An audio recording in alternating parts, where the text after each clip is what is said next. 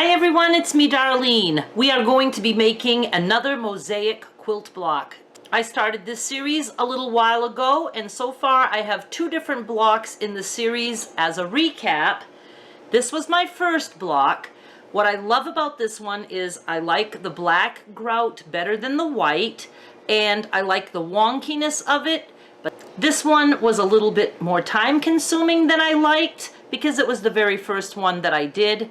I have since learned some tricks. So we're going to do something similar to this, only easier than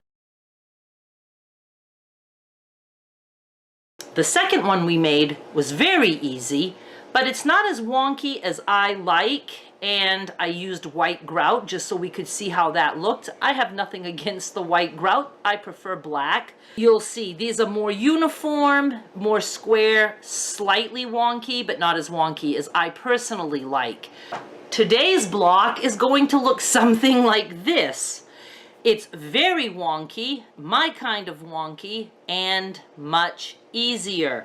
Now I do have like a lot of black going on here. That's because it's my very first piece and I was just trying other things, which included top stitching, and it happened that it made a big, thick black line there, which I am okay with, because if put into a quilt you may have other pieces that have the black line thicker, but this one is a little bit messy, and again, it was my practice piece, but I just wanted to show it to you to let you know this is what we're going to be making, something like this, which looks very complicated. Like, look at that little tiny piece of green there. I didn't use a little tiny piece of fabric. It's once again assembly line, and I think you're going to like it. And be patient with me along the way because I just came up with this earlier today. Today's the first day that I played with it. So you're going to need crumbs, scraps, anything that you have on hand. I am just using any prints, any colors, and you kind of want, not too big, certainly not too tiny. You want to be able to handle the fabric without making it difficult. And if something is too big, like this is kind of big, I'm going to show you how you can just leave it big and then we can cut it after. So we need fabric scraps. I would say 4-sided, 3-sided is okay, triangles. 4-sided, I prefer nothing square, but this isn't square. If something is square, we can always, trim it when we grab that piece, or you can leave it square. You're welcome to have square tiles in your mosaic piece. So let's just push this aside for a second. And you're going to need whatever you want for grout. I'm going to go with black again. I prefer more narrow, like maybe 3/4 of an inch, but sometimes it's easier to just go ahead with a wider strip, even though it uses more fabric, because then you're free to, use a good size seam allowance and know that there's still enough black to show. And I just have my fabric folded. It takes quite a bit of grout, so do make sure you have, I would say, at least a yard of fabric on hand. And I'm just going to cut. And if it's crooked, that's fine, because you can work with that as we make the strip sets, or the strip piecing. Once again, we're going to make a strip set. You're going to take any piece and you're going to match one of the edges. It can be a wide edge, a short edge, whatever you feel like. And you're going to put the 2 pieces right sides together. And I'm just going to sew along one edge. Oh, and I did want to mention, for this particular tutorial, you want your thread to match your grout. If you're using white grout, you want white thread, top and bottom, black grout, black thread, top and bottom, because we will be doing some top stitching. And then I'm just going to continue until I fill my strip. And I tend to like to do, like, if I start with wide sides, I like to do everything with the wide side. It seems to make the next step a little easier. And for the sake of editing, I'm going to turn the camera off. I'm going to maybe fill 2 strips like this, and I'll be right back. So this is one strip that I just made. You can see I have a variety of shapes, some triangles, some rectangles. At this point, I'm not concerned about the shape or really even the size of the pieces. I'm going to go ahead though and make another strip like this because it takes a lot of pieces to get started. I think it took me maybe 5 minutes to put this strip together because I have my pieces ready. I highly suggest that you cut a bunch of pieces and have them next to you and fill up a few strips because it takes a lot of different pieces to help make the puzzle process easier. You know what I mean? We're kind of making a puzzle, so the more pieces you have available, the better it's going to go for you. Now, I'm just going to take my 2 strips, and honestly, I'd probably want 4 or 5 strips like this made to start the puzzle, but I'm making a video, so I don't want to sew that long to show you guys. And I'm just going to go press all of these open. I like to put the strip down, and then I just lift each little flap and I press. I am now going to cut these apart, and I'm going to show you that in case I find something tricky that I think you should know about. I generally follow the line of the piece if possible. Like I can snip that right there, and I'm going to go ahead and, you know, snip the end. I'm going to make them nice and clean. So this one like that, and I snip this there. Now this one, you can see it's at an angle, so I'm just going to follow that angle. And there. Now this one, you know, it comes right to a little point. I mean, I could trim there, but, you know, this is going to get caught in a seam allowance, so you're going to have a lot of seams crisscrossing over each other. So in this case, you can trim it there if you want. That's going to allow you to sew on the green and not be all bunched up on that seam allowance. I'm just going to continue trimming these. We have all our little pieces. Now we're going to start putting things together. The one thing you need to remember is color does not touch color. This does not get attached there because we have color touching color. If you wanted to put those 2 things together, you would need a strip of black between them. But what you can do at this point is you can start to put some pieces together like this. We know we have some black there, we have some black here. We would be able to trim that, and we would have, you know, some tile that's, you know, starting to come together. Could also do this. We could attach this there. Let's go ahead and do that. We have no color touching, so I'm going to put these right sides together, and I'm going to stitch. And I'm leaving it right there. Now, work as efficiently as you can. You're going to save tons of thread and tons of time.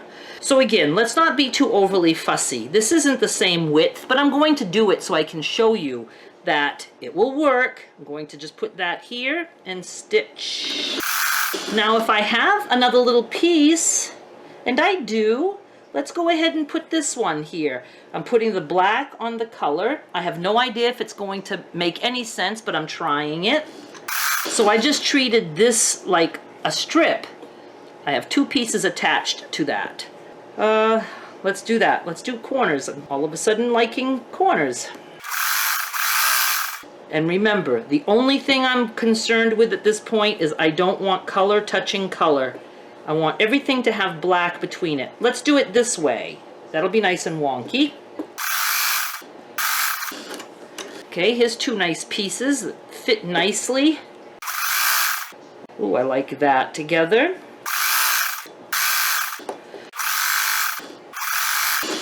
Now I'm going to go to my iron, and I'm just going to press all my pieces open. You can snip now if you want. So just snip and go and press open.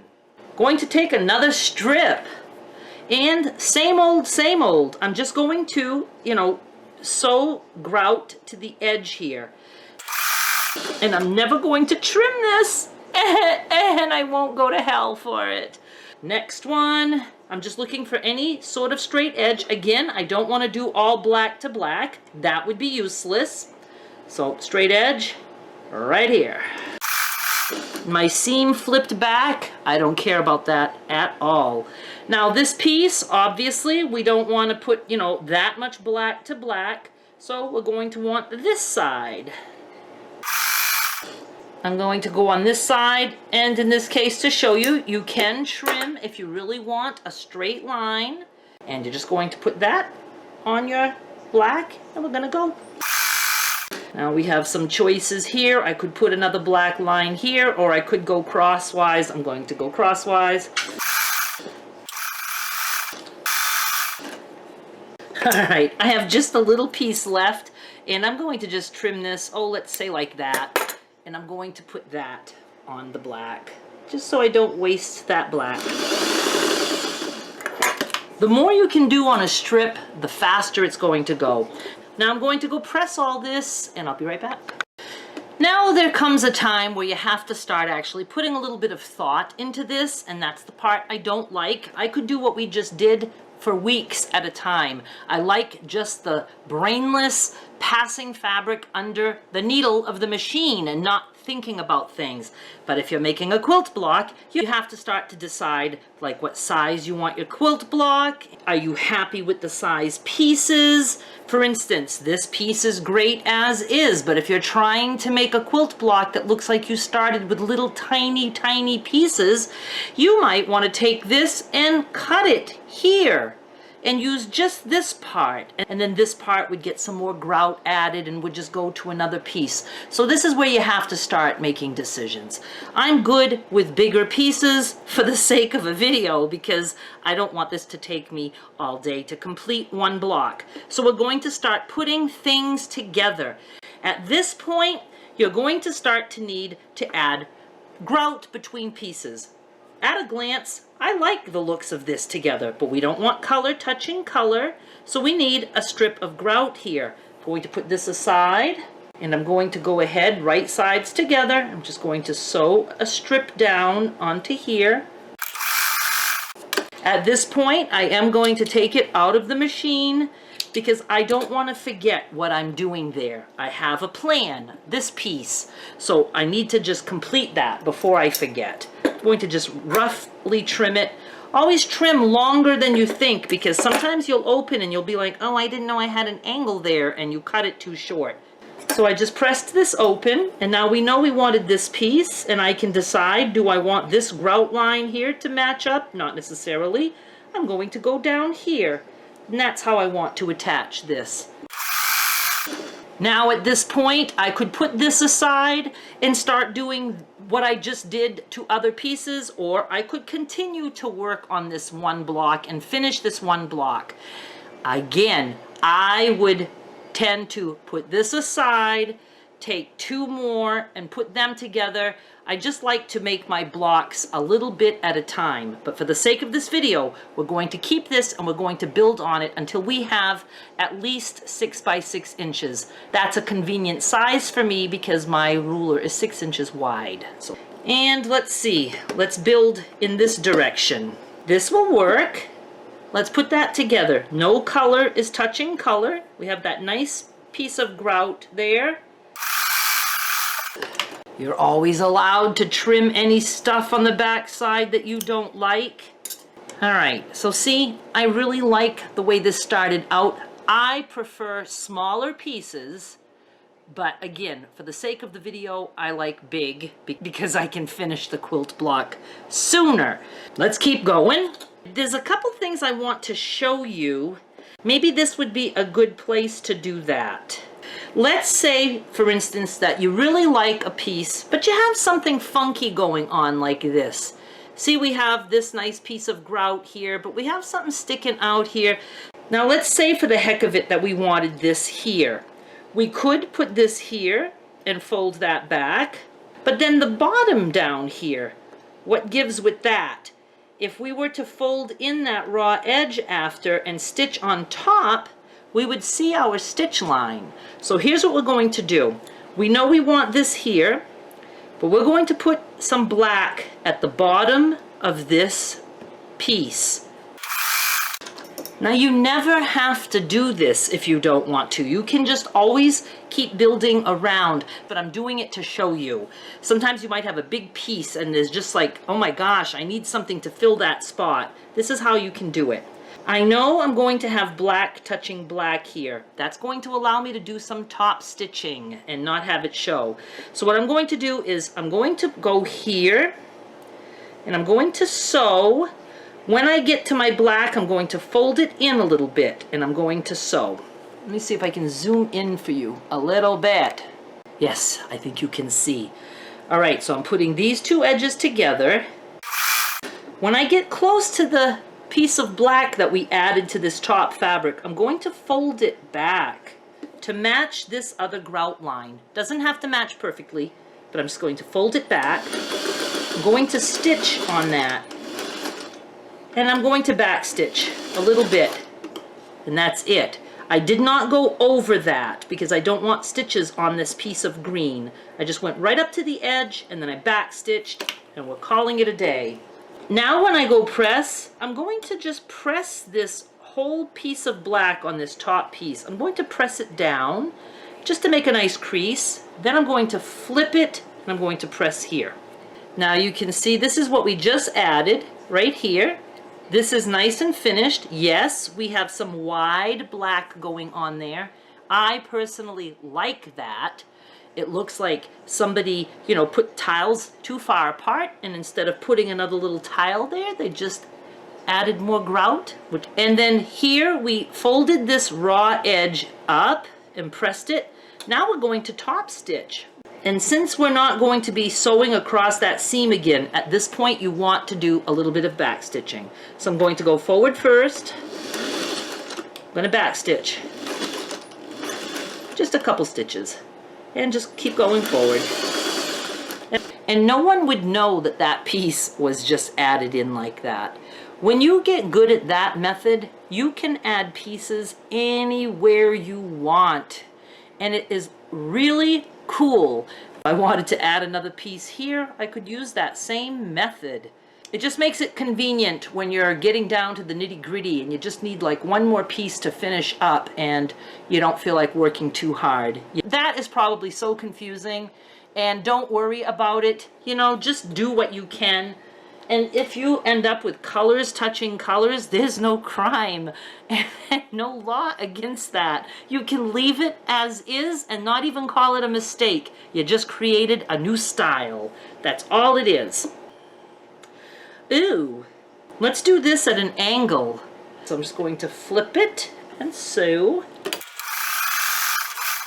Now it wasn't quite long enough, so there is raw edge showing there.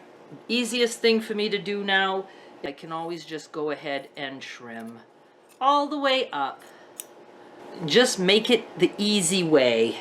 Now let's see, if I want to build like here, how about I put like some pieces together that's going to be long enough. I want these two together, so I need grout between them. And what was I thinking? Okay, I'm going to add a piece of black grout to this edge. Now I have something going on here that I like, but I need something here. There's a big gap. So I'm going to find something to put there. What I'm going to do is just trim this up. I'm going to add some grout to this. Does anybody remember what the other piece was that I had? See, I moved things apart and now I don't remember at all what two pieces I was trying to connect. Was it these two? No, it wasn't. Okay, I think it was just these two. I don't know. I'm lost. But now we're going to go like this and like this. And can we join those? Let's go ahead and join those.